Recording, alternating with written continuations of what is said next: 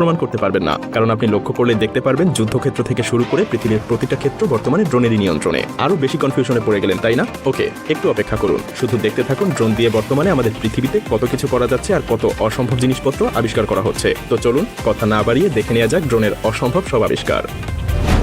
চলুন শুরুটা করা যাক বিশ্বের সবচাইতে বিচ্ছিন্ন এই চার্চ দিয়ে। পাহাড়ের চূড়ায় কোনো আমেরিকার পশ্চিম উপকূলে অবস্থিত একটা মরুভূমি যার নাম আটাকামা। এই জায়গাটাকে বিশ্বের সবচাইতে শুকনো অঞ্চল হিসেবে মনে করা হয়, কারণ প্রতি বছর এখানে বৃষ্টিপাতের পরিমাণ 1 মিলিমিটারের কাছাকাছি। আর এতে বোঝাই যাচ্ছে এখানে পর্যটকদের দেখা পাওয়া বেশ কঠিন। সবচেয়ে মজার ব্যাপার হলো পর্যটকবিহীন এমন একটা মরুভূমির মাঝে বিশাল একটা স্ট্যাচু দেখা যায়, যেটা হ্যান্ড অফ ডেজার্ট নামে পরিচিত, অর্থাৎ মরুভূমির হাত।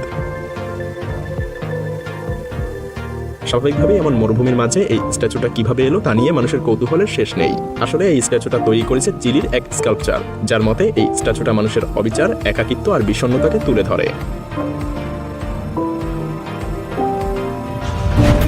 না, এটা কোনো সুপারহিরো মুভির দৃশ্য না, পুরোপুরি বাস্তব। এক ব্যক্তি ড্রোন দিয়ে বানানো একটা বোর্ডের উপরে চড়ে বেড়াচ্ছে। এটা দেখে আপনার হয়তো স্পাইডারম্যানের গবলিনের কথা মনে পড়ে যাচ্ছে।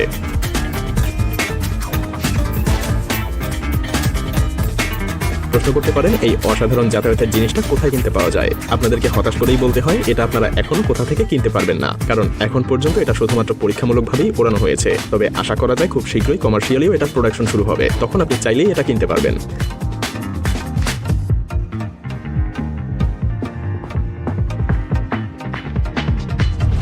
2017 সালে আমি দেখে যে কারোর ভুতুরে মনে হতে পারে। ড্রোন দিয়ে রেকর্ড করা এই ভিডিওর চার্চটা অবস্থিত ভারতের কর্ণাটকে। একজন ফ্রেঞ্চ আর্কিটেক্ট এটা তৈরি করেছিল 1860 সালের দিকে। প্রতি বছর মৌসুমী বৃষ্টির সময় এই চার্চের 3 ভাগের 1 ভাগ পানির উপরে থাকে আর বাকি অংশ পানির নিচে তলিয়ে যায়। চার্চটা এত মজবুতভাবে তৈরি করা হয়েছিল যে শত শত বছর ধরে এভাবে পানির নিচে থাকার পরেও তার কিছুই হয়নি।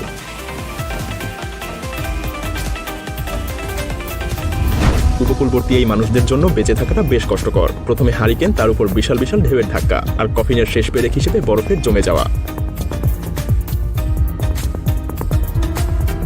সবকিছু তাদের উপর আছড়ে পড়ে। নিউ ইয়র্ক স্টেটের হ্যামবার্গ শহরের এই বাড়িগুলো পুরো বরফের আস্তরণে ঢেকে যায়। এর ফলে বাড়ির আসবাবপত্র থেকে শুরু করে পুরো অঞ্চলের ব্যাপক ক্ষয়ক্ষতি হয়েছিল।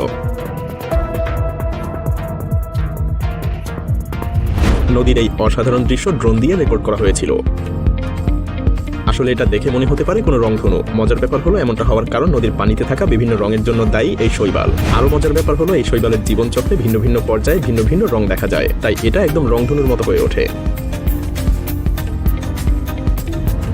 যারা অন্যের জীবন বাঁচাতে নিজের জীবন বাজি রাখে তাদের চাইতে মহৎ আর কে হতে পারে। কিন্তু সবসময় মানুষ চাইলেও সেটা করতে পারে না। বিশেষ করে কোনো জরুরি পরিস্থিতিতে যদি রাস্তায় ট্রাফিক থাকে তাহলে দুর্ঘটনার স্থানে পৌঁছাতেই বেশ বেগ পেতে হয়। আর এই কথা চিন্তা করেই বিশ্বের উন্নত দেশগুলোতে এখন আগুন নেভানোর জন্য ড্রোনের ব্যবহার শুরু করেছে।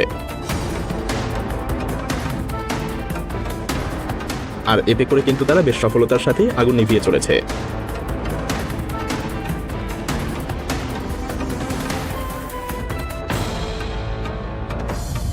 সম্প্রতি আমেরিকার মিনিসোটা অঞ্চলের একটা এলাকায় বিশাল বড় একটা ফাটল দেখা দিয়েছে। ড্রোনের মাধ্যমে এই বিশাল ফাটলের ছবিও তোলা হয়। ভূতাত্ত্বিকদের মতে বেশ কিছু কারণেই এমন ফাটল হতে পারে, যেমন শুষ্ক আবহাওয়া, জমির নিচের পানির পরিমাণ কমে যাওয়া ইত্যাদি। কিন্তু ফাটলটা দেখে চমকে ওঠার মতো। ড্রোন শুধুমাত্র ভিডিও করার জন্যই না, বরং মানুষের জীবন বাঁচাতেও ব্যবহার করা যেতে পারে। উদাহরণ হিসেবে এই 2 ব্যক্তি আর তাদের কুকুরকেই ধরা যাক। কলোরাডোর ন্যাশনাল পার্কে ঘুরতে গিয়ে তারা পথ হারিয়ে ফেলেছিল। গভীর জঙ্গলে ঢুকে পড়ার পরে কোনো ফোনের সিগন্যালও তারা পাচ্ছিল না। অনেক চেষ্টার পরও তারা পথ খুঁজে পায় না। এদিকে প্রায় 20 জন উদ্ধারকারী তাদের খোঁজে বেরিয়ে পড়ে, কিন্তু এত বড় জঙ্গলে পায়ে হেঁটে খোঁজাও বেশ কষ্টসাধ্য। তাই তারা ড্রোনের ব্যবহার করতে শুরু করে। ড্রোন ব্যবহারের ফলে খুব কম সময়ের মধ্যেই বড় অঞ্চলে তারা খোঁজ চালাতে সক্ষম হয় এবং এক পর্যায়ে হারিয়ে যাওয়া লোক দুটোকে তারা একটা পাথরের উপরে আবিষ্কার করে। ড্রোন ছাড়া হয়তো তাদেরকে খুঁজে পাওয়া কখনোই সম্ভব হতো না।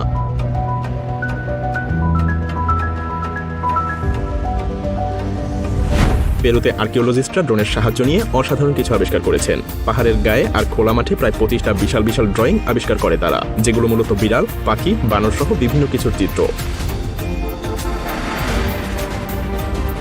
ধারণা করা হয় এগুলো হাজার হাজার বছরের পুরনো।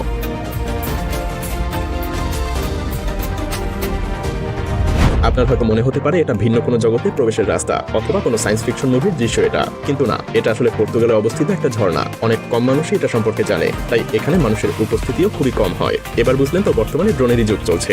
ড্রোন না থাকলে এগুলো দেখা তো দূরে থাক, এগুলোর কথা আপনি কল্পনাতেও আনতে পারতেন না।